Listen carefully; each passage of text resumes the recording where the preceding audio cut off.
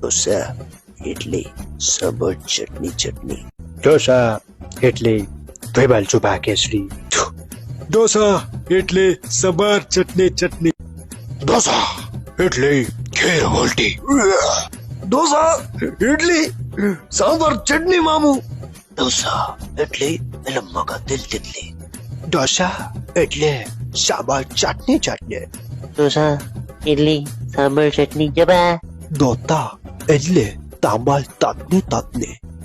ઢોસા ઇડલી સાંભાર ચટણી. વાવ જાની ઢોસા એટલે સંભાર તીખી ચટણી. ઢોસા એટલે સાંભાર ચટણી. ઢોસા ઇડલી સંભાર પાણી. ઢોસા ઇડલી સાંભાર ચટણી.